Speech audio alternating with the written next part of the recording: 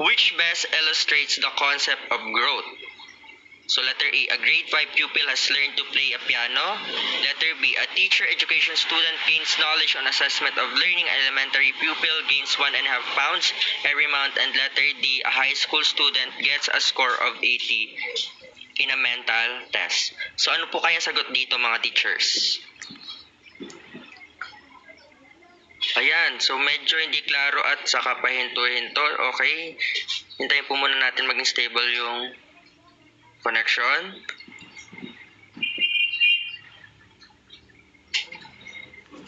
Okay na po ba?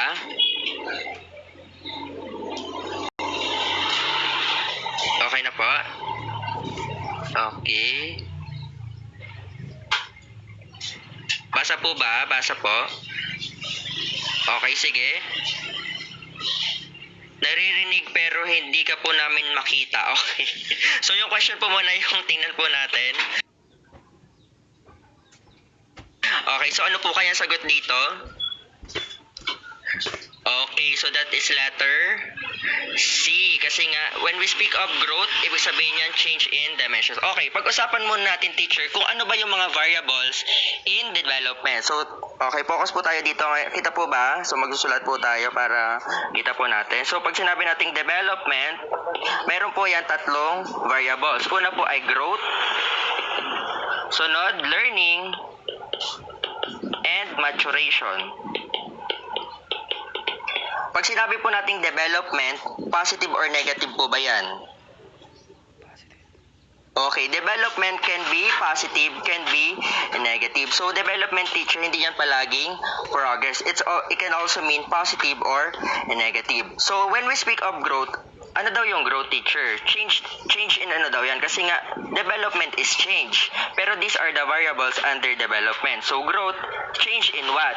Change in body dimensions. Ano daw po? Ang growth po ay change in body dimensions. Pwede po ito yung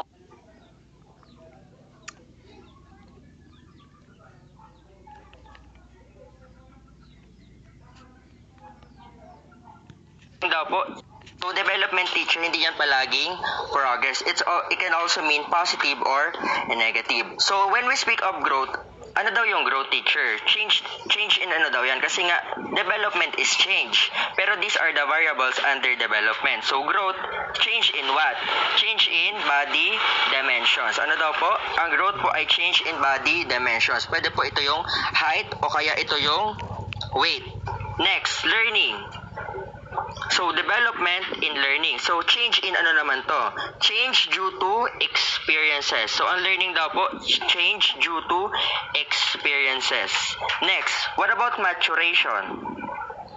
Anong klaseng change naman po yung maturation? Pag sinabi po nating maturation, change that comes with age. Change that comes with age. Ayan po. So, pakita po muna ako. Ayan.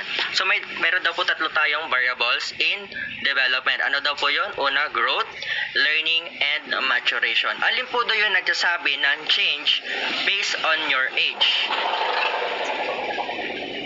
Okay, that is maturation. Ano naman daw po yung change in body dimensions?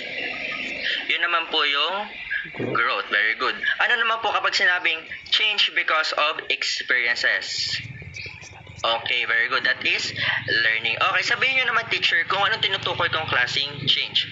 Yung student daw nag-increase from 6 feet to 7 feet. Anong change po yun? That is growth. Okay, yung bata natutong maglakad. Okay, that is maturation. Kasi nga po, may tamang edad kung kailan lang yung bata matutong maglakad. Kasi nga, change that comes with age, that is maturation. Yung bata daw naka-acquire ng skills. That is learning. Kasi nga, learning is also acquisition of skills, acquisition of knowledge, acquisitions of beliefs. Okay, medyo blurred daw.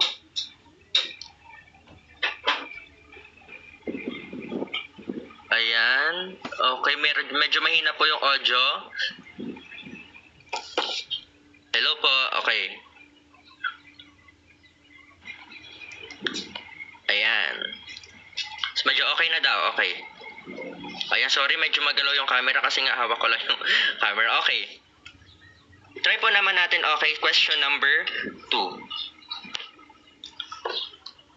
What concept can best describe Marjorie's ability to walk without a support at the age of 12 months because of the internal ripening that occurred in her muscles, bones, and nervous system development?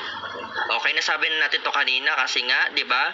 Kapag may nakikita tayo dito na age, sabihin natin 12 months, yung change nangyari siya in a particular period of a person's life. So that is, yes, that is maturation. Kasi nga internal ripening, pagkahinog, that is maturation. Katulad teacher sa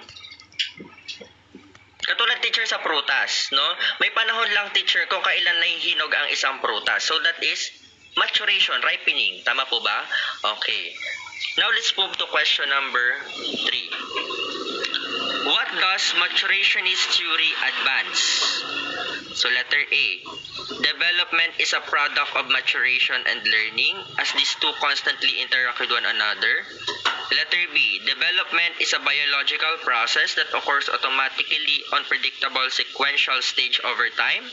Or letter C, socio-cultural factors should provide the basis for the education of young children. Or letter D, the development universals exist. The time of developing child should be focus of the educational planning. So ano po dito yung ating reference word or yung ating important word in the question? That is maturationist. Tama po ba? Maturation, change that comes with age. So hanapin po natin teacher sa mga option yung mayroon pong kinalaman sa age, may kinalaman sa panahon, sa season, sa sequence ng isang buhay ng tao. So letter A, development is a product of maturation learning as these two constantly interact with one another. Okay, tingnan po natin yung letter A. So, hindi po palagi teachers kapag may word na kunwari may maturation doon sa question, may maturation din sa option, hindi po palaging ganun ang sagot. Tingnan po muna natin yung letter B. Development is a biological process that occurs automatically unpredictable. Napipredict po kasi nga may tamang panahon kung kailan lang siya nangyayari. So, letter C, wala naman pong kinalaman sa maturationist, or letter D, wala din kinalaman sa maturationist or sa maturation. So, pili po tayo, letter A or letter B. Okay, very good. That is letter B. Development is a biological process that occurs automatically on predictable sequential stage over time. Ayan. So may question tayo, teacher. Is child and adolescent development predictable, yes or no? Is child and adolescent development predictable, yes or no? Yes.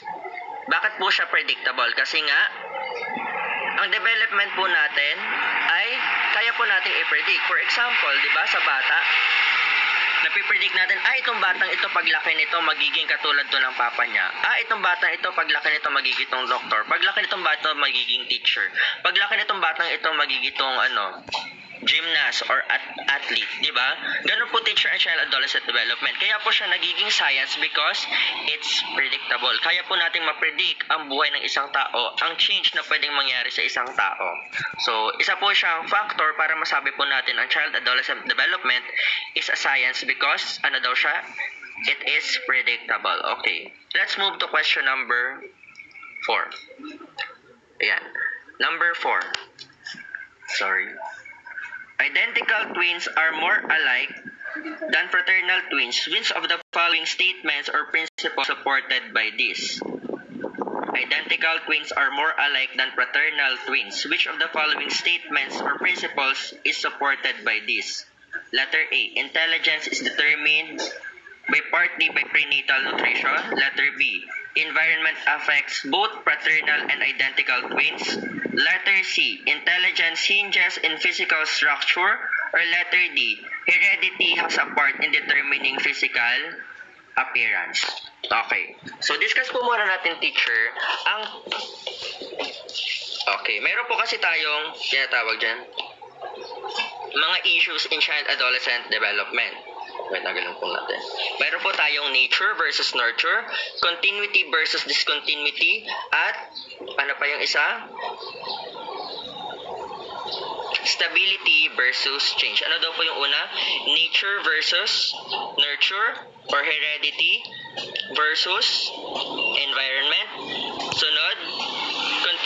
versus discontinuity, and the last, stability versus change. Okay, pag tinanong tayo sa board exam, which has more contribution to human development or child-adolescent development? Is it the nature or the nurture? Alin po ba ang mas mahalaga? Nature or nurture? Or alin po ang may mas malaking ambag? Diba? Ambag, big word niyan ngayon. Alin ba ang may mas malaking ambag sa buhay ng tao? Yung ba yung nature mo or yung nurture mo? Alin po ang mas mahalaga? Yung genes mo or yung environment mo? Yung magulang mo or yung mga nakaka-apekto sa'yo? Alin ba doon mas mahalaga? Which has greater contribution? The nature or the nurture? Okay, very good teacher. Kasi nga, pareha sila mahalaga. Dahil ang nature, ito ang dahilan kung bakit ka tao. At ang nurture, ito ang dahilan kung bakit ka mayroong pagkatao. So, wala din naman, teacher, ang pagiging tao mo kung wala kang pagkatao. Or paano ka magkakaroon ng pagkatao kung hindi ka tao. So, teacher, itong mga issues na to, teacher, itong tatlong issues na to, nature versus nurture, continuity versus discontinuity, and stability versus change, pag pinapili ka sa board exam, huwag kang pipili ng yun, pare-pareha sila mahalaga. No, nature and nurture parehas mahalaga, stability versus change parehas mahalaga, or parehas nangyayari sa buhay ng tao, at continuity versus discontinuity ay nangyayari parehas sa buhay ng tao. Okay, ano naman teacher yung continuity versus discontinuity? Paano daw natin ma-describe ang buhay ng isang tao? Continuous ba ang buhay natin or discontinuous?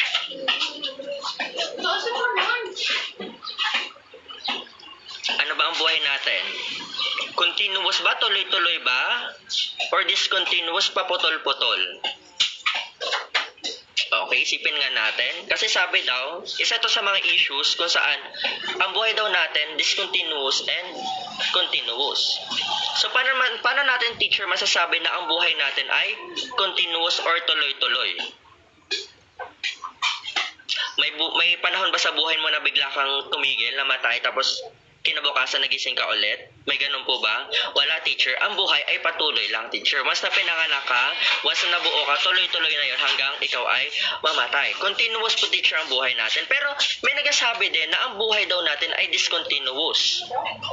Bakit daw, teacher, discontinuous ang buhay natin? Ano ang dahilan kung bakit natin kayang i-describe na ang buhay natin ay discontinuous?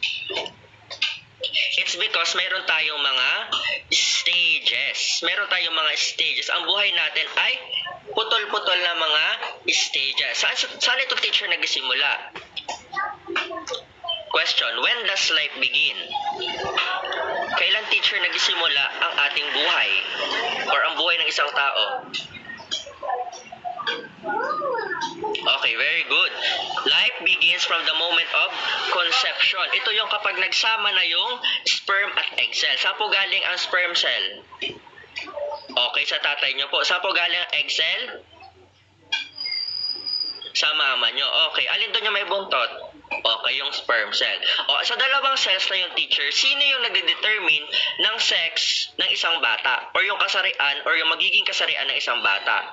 Is it the sperm cell or the egg cell? Okay, wala daw sound. May sound po ba?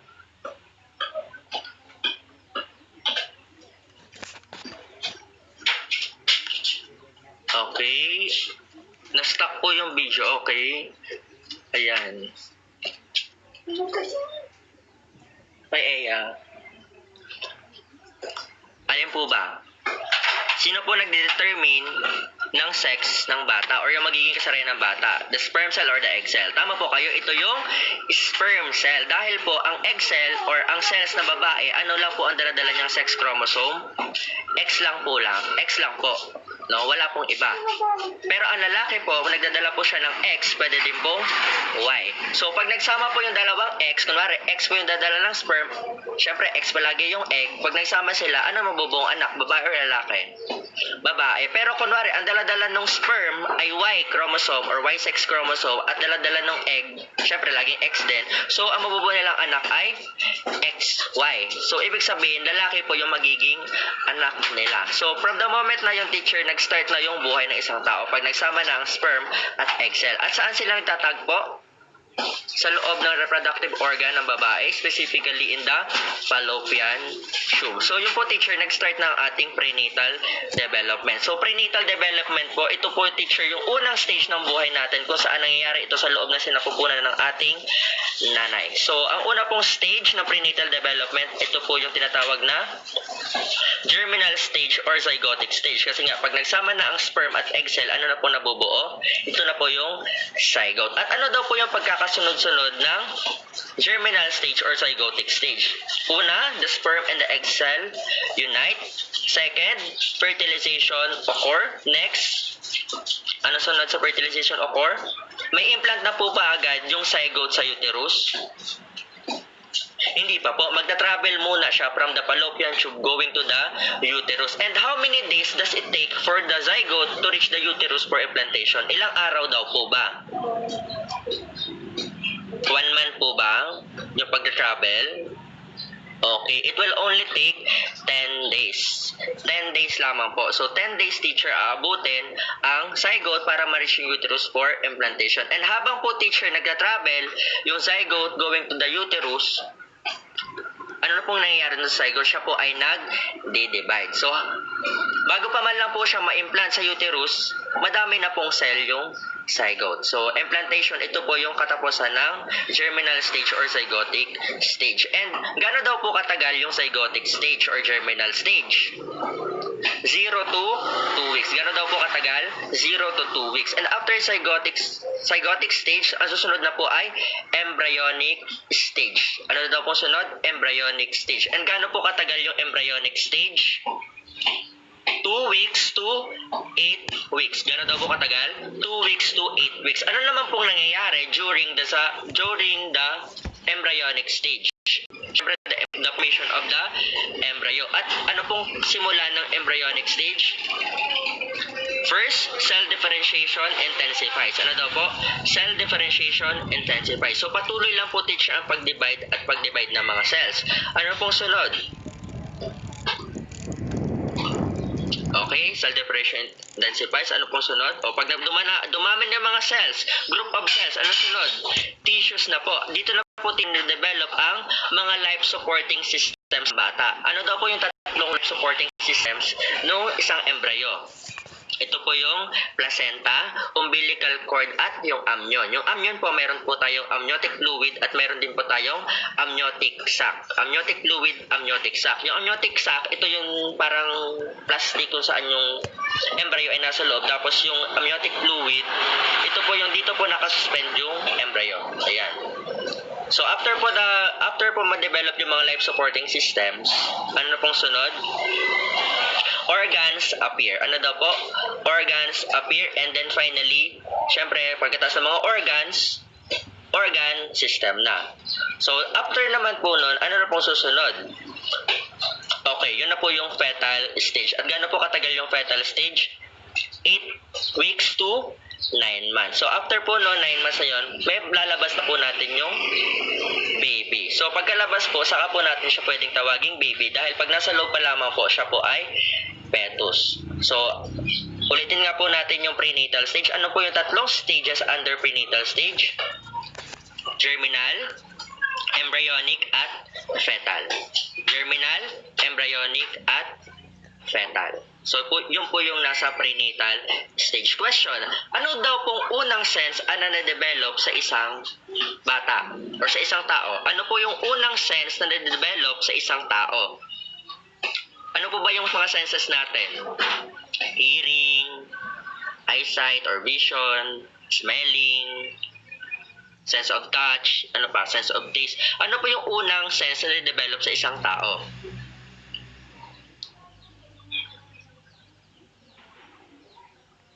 Ano kaya yon? Okay, very good. That is the sense of hearing. Kasi kahit nasa loob pa lamang po na sinapupunan ng isang fetus o isang tao, meron na po siyang naririnig. At dahil po doon, nagkakaroon po tayo ng prenatal learning. Yung bata or yung fetus, natututo na siya, nalalaman niya na yung boses ng kanyang nanay because na-develop na ang kanyang sense of hearing unang-una pa lamang. Okay. Yung sense of sight, susunod na lamang po yun. Pag 1-year-old na yung isang bata, saka lang po teacher nagmamature ang eyesight ng isang tao. So, pagkalabas teacher, teacher ng bata, ng fetus, pwede siyang tawaging baby. At doon na po teacher nag-start yung babyhood stage or the infancy stage na gano'n po katagal yung infancy stage? Okay. From birth to 2 years old. Birth to 2 years old, yun na po yung infancy stage. Infancy stage. Next, after po nun, okay, the early childhood. Gano'n po siya kagal?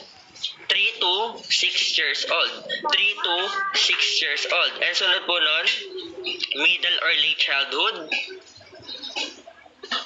From 6 years old to 12 years old. And after po nun, adolescence, adulthood, and then old age. Kaya po natin teacher nasabi na discontinuous ang ating buhay kasi nga may iba-iba tayong stages. At sa bawat stages na yung teacher, iba-iba ng changes na nagaganap sa ating buhay. Okay, kaya siya teacher na-categorize into many stages kasi nga iba-ibang stage na nangyayari sa infancy, ibang changes na nangyayari sa early childhood, ibang changes na nangyayari sa late childhood, sa adolescence, iba sa adulthood, and then sa old age. Kaya po teacher ang buhay natin, pwede siyang continuous and discontinuous. So, pag pinapila ka sa board exam, paano mo daw i-describe ang development ng isang tao? So, parehas lang po, discontinuous and continuous. O paano naman teacher yung pag sinabi natin ang buhay daw natin, mayroong mga nangyayaring changes, meron din may nangyayaring stable. Kasi nga, di ba, isa pang issue sa human development, stability versus change. May mga factor sa buhay natin, may mga characteristics sa buhay natin na nagbabago. Tama po ba? Ugali po natin, nung bata po tayo, iba yung ugali natin. Paglaki natin, iba na yung ugali natin.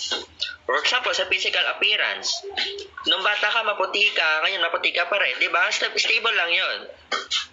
Diba? Kasi nga, when we're talking about child-adolescent development or development of a person as a whole, meron po tayong tatlong dimensions. At itong dimensions na to teacher ay hindi to pwede maghiwa-hiwalay. Tama po ba? Pare-parehas po sila, may effect sa bawat isa. For example, ano nga po yung tatlong dimension natin sa ating buhay? Yun yung ating biological or physical, cognitive at socio-emotional or the CAP po, di ba? CAP. Kaya pag nagtuturo po tayo ba sa objectives natin laging nandun din yung tatlo kasi nga parte siya ng buhay natin. Ang cognitive, ang biological or psychomotor, and then the socio-emotional or the affective factor. Okay. Ayan. Tingnan po muna natin yung comment. Ayan. Okay, very good. Nakikinig po ang taong bayan. Ayan, very good. Okay. Okay. Balikan nga natin yung question, di natin nasagutan. Okay. So, alin po kaya dito yung sagot? Identical twins are more alike than fraternal twins. Which of the following statements or principles is supported by this?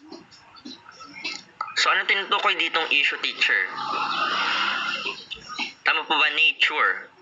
Nature daw. So, ano ang dahilan, teacher, kung bakit meron tayong kambal?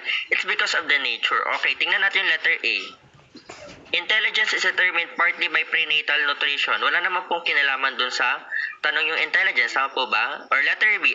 Environment affects both fraternal and identical twins.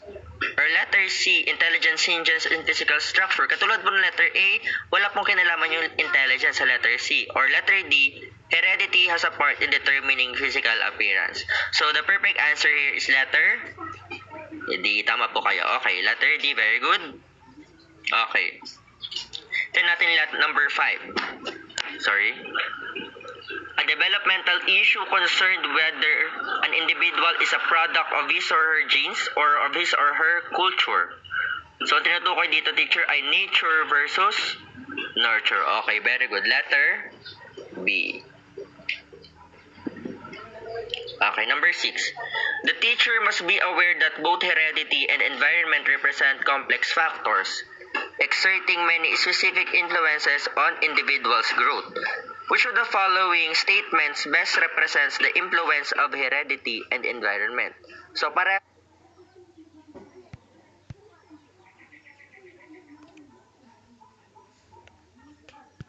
the relative influences of heredity. So, katulad nung sinabi natin kanina, So, dapat walang bias. Walang mas importante, para sila mahalaga. So, mali yung letter A. Letter B. In the long run, both tend to cancel each other influences. So, hindi rin to pwede kasi nga, para sila mahalaga, hindi pwedeng yung isa magiging importante, tapos yung isa hindi magiging importante, tapos susunod, importante na naman ulit siya, so hindi pwede yung letter B. Letter C. If the environment is changed, heredity become less important. Okay, di rin pwede letter C. Or letter D, the relative influences of heredity and environment can vary widely in an individual's growth. So the answer is letter, yes, perfect. That answer is letter D. Kasi nga teacher, iba-iba naman teacher ng influences yung heredity and environment sa bawat tao. So letter D. Kasi nga, di ba, one of the principles in development is, ano nga yun? Development varies from individual to individual. Pero question teacher, do we encounter same stages of development? Lahat ba ng tao encounter the same stages of development? True or false ba yun? True or false? Yes, tama po kayo, teacher. Bakit? Wala naman tao nag-i-skip ng na isang stage. Lahat tayo, teacher, same lang tayo na pinagdadaanan na stages. Ako, dumaan ako sa prenatal, dumaan ako sa infancy, dumaan ako sa early childhood, dumaan ako sa late childhood, sa adolescence, sa adulthood. Ngayon, nandito na ako sa adulthood. Lahat yung teacher pinagdaanan. At bawat tao, teacher, lahat yun ay pagdadaanan. Tama po ba? Pero ano lang yung magkakaiba sa bawat tao? Iba-iba lang po, teacher, ng rate. Tama po? Iba-iba po, teacher, ng rate. Iba-iba po, teacher, ng speed of development. Tama po? Ayan. O may nagtanong, ano po ulit yung CAP? Ang CAP po, teacher, ay cognitive, affective, at psychomotor. Cognitive, sa utak. Affective, socio-emotional. And psychomotor, yung physical. Okay, tingnan po muna natin yung comment section. Ayan, cognitive, affective, psychomotor. Never mind. Ayan. Okay. Kumusta po kayo? Are we learning po ba? Are we learning? Ayan, Okay. Ayan, hello po. Hello everyone. Ayan. Ay, nawala. Ano nangyari? Ayan. Okay, tingnan natin yung sagot nyo. Okay, tama. Letter D. Ayan. Okay, perfect. Okay, let's move to another question, teachers. Sequence the step in prenatal growth na pag-usapan natin kanina. Sequence the step in prenatal growth. So, sa mga gantong question, teacher, so, if ever nahihirapan kayo sa gantong question, hanapin mo, teacher, kung alin yung alam mo. For example, alam mo na ang una ay number 2. So, hanapin mo, teacher, sa mga option, alin yung may unang, okay, number 2, alam mo lang yung simula. Male and female sperm and egg unite. Alam mo siya ang start. So, tingnan mo, teacher, sa mga option, alin doon sa mga option, yung may number 2 yung simula. So, letter B, tama po ba? So, ano po kaya sagot? So, letter B na din. Kasi nga, siya lang naman yung nag-iisang may number 2 yung sagot. So, check nga natin kung tama yung letter B. Number 2, male and female sperm unite. So, after that, fertilization occur. Number 4, zygote divides. Kasi nga, cell division muna bago ang attachment. So, tama po yung letter B. Okay. So, the term for the developing organism from 2 weeks to 8 weeks of conception. Ano nga po yung pag sinabi nating 0 to 2 weeks, ano pong tawag sa kanya? Zygote. Pero kapag 2 weeks to 8 weeks, ano pong tawag sa kanya? Okay, embryo. Pero kapag 8 weeks to 9 months, siya ay fetus. Ano sagot po dito sa question na to? Okay, very good. That is embryo, letter C. Ayan. Okay. O, sequence ulit natin, teacher. Sequence the step of zygote becoming an embryo.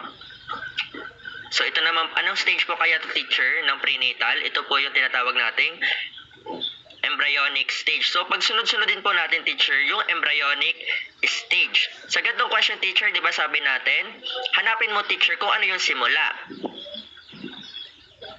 Ano bang una nangyayari? Okay, so ang unang nangyayari ay cell differentiation intensify. So hanapin mo teacher dun sa mga option, alin dun yung may unang number 2? Alin kaya teacher? So letter C. Mayroon pa po bang ibang letter na may nagsisimula sa number 2? Okay, wala na. So ang tamang answer po natin ay letter C. O, check nga po natin kung tama yung letter C. So, una daw ay cell differentiation intensify. Sunod, number 1, life support system of the cell develop or the embryo. So, ito po yung placenta, umbilical cord, at amnion. Sunod po ay number 4, organs appear. And number 3, layers develop into organ system. So, question teacher, what do you call the process of organ formation? So, what do you call daw, teacher, the process of organ formation? Organ formation, from the word itself. Organogenesis. Okay, very good. Organogenesis. So, the process of organ formation, that is organogenesis. And during, teacher, the embryonic stage, o nakalimutan natin i-discuss, meron tayong nade-develop yung mga tissues. Meron tayong 3 tissue layer na nade-develop during the embryonic stage. Ano daw po yun? So, magsimula tayo, teacher, sa loob. Sa endoderm, the mesoderm, and then the ectoderm. So, ang una po ay endoderm, mesoderm, at nasa labas pong layer yung ectoderm. Hindi po exoderm kundi ectoderm. Ito po yung nasa labas. So, ano naman daw po, teacher, yung mga organ system na nade-develop sa kada layer na yon? So, sa endoderm, ano pong organ system yung nade-develop doon? Sa mesoderm, ano po yung organ system na nade-develop doon? And then sa ectoderm, ano naman po yung mga organ system na nade-develop doon? So, sa endoderm, since nasa pinakaloob siya, ano kaya yung organ system na nade-develop doon? Okay, that is your digestive system or your gastrointestinal tract. Since nasa pinakaloob siya yung unang or siya yung nade-develop ng organ system sa endoderm. Paano naman, okay, sunod natin ito yung nasa labas, yung ectoderm. Ano yung nade-develop sa ectoderm? Ano ba yung nasa labas natin? Tama ko kayo, skin. So, saan kasali yung skin? Saang organ system kasali yung skin? Kasi nga, di ba, teacher, skin is the largest organ. So, saang organ system kasali yung skin? Okay, the integumentary system. So, sa ectoderm, teacher, sa pinakalabas na tissue layer ng embryo, andito po yung integumentary system na bubuo. And, ano pa po?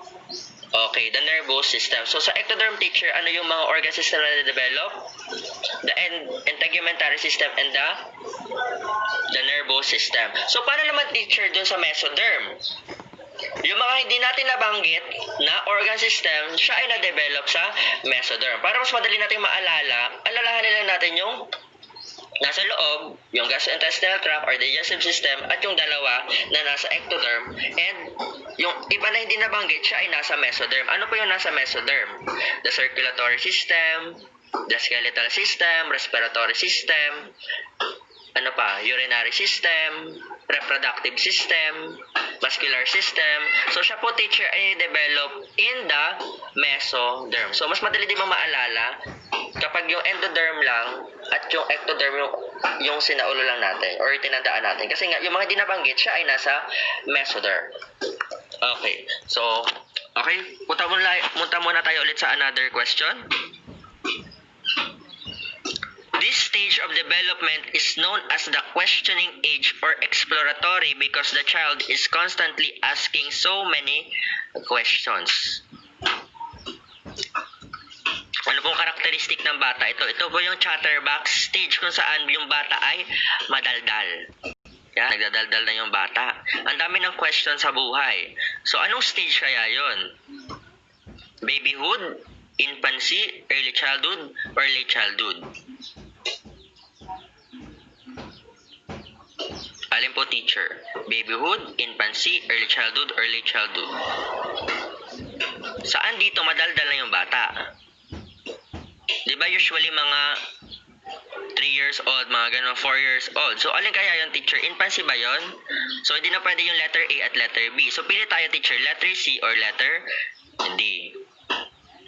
Very good. The answer is letter C, the early childhood, teacher. Okay. So, discuss lang muna tayo, teacher, ng konti sa early childhood. Pag sinabi natin early childhood, ano pong mahalaga dito? So, partner lang po natin yung word na early childhood sa play. Kasi nga, during the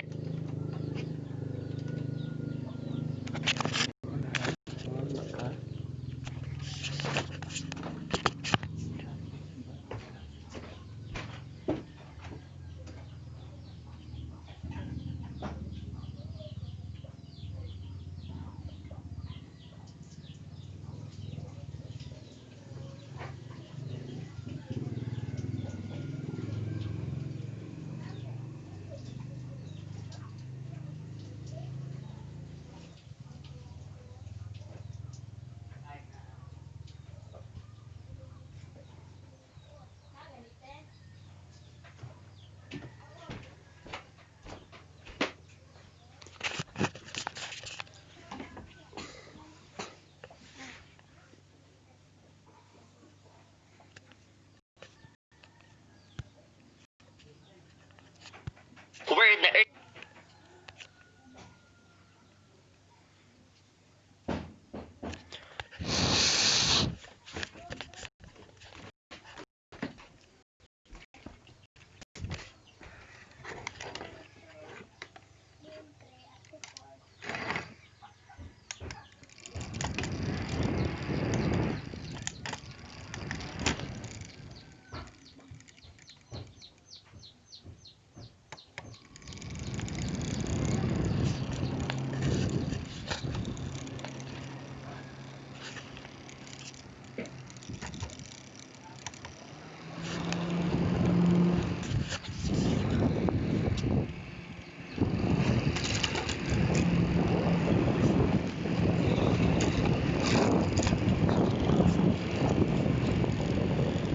word na infancy, early childhood. Saan dito madaldal na yung bata? Di ba usually mga 3 years old, mga ganun, 4 years old. So, alin kaya yung teacher? Infancy ba yon? So, hindi na pwede yung letter A at letter B. So, pili tayo, teacher, letter C or letter D. Very good. The answer is letter C, the early childhood, teacher. Okay. So, discuss lang muna tayo, teacher, ng konti sa early childhood. Pag sinabi natin early childhood, ano pong mahalaga dito? So, partner lang po natin yung word na early childhood sa play. Kasi nga, during the early childhood, nasaan po, for example, ngayon, tayo ay naka-lockdown, tayo ay naka-quarantine, bawal lumabas. Gusto mo mag-start ng habit, gusto mo, kunwari, mag-aral mag-gitara. Sabi mo, okay, simula ngayon, mag-aaral ako tumugtog ng gitara. Hanggang matapos tong quarantine na dapat marunong na ako magtugtog ng gitara. Sa unang araw ng pagkatuto mo, is it pleasurable? Yes o no? It's not pleasurable. Pero as time goes by, di ba, nawawala yung feeling of unpleasant. No? Nawawala yung sensation na unpleasant, yung painful experience of learning. So that is, nangyayari yan during the elementary days or in the late childhood years. Hindi pwede yan ipa-experience sa bata in the early childhood. Kasi nga, pag pina-experience mo sa bata yung habituation, yung nakakapagod na part or aspect of learning, ano na mafe-feel nila? Mapuprostrate na agad sila, di ba? We are following the principle of law of readiness. Kaya tayo mayroong preschool kasi nga we are preparing the child for the school age. We are preparing the child for the elementary. So, ayaw natin agad i-experience sa bata yung painful experiences of learning. So, during the early childhood, ang mahalagang aspect or mahalagang agenda is play. Okay, natatandaan po ba natin yung 6 stages of play according to Partenz? Okay, ano nga yung una? Okay, very good. That is unoccupied. Pag sinabi po natin ang occupied, directs attention to anything that is interesting. Directs attention to anything that is interesting. Kung ano yung, kunwari makita niya na, kunwari yung sanggol, yung infant, nakakita lang siya na may lumilipad-lipad dyan or umiikot-ikot na electric fan, pangiti-ngiti na siya, that is unoccupied. That is already considered as play. Next, onlooker. Pag sinabi natin, teacher, onlooker, nanonood siya sa ibang batang naglalaro or watching alongside.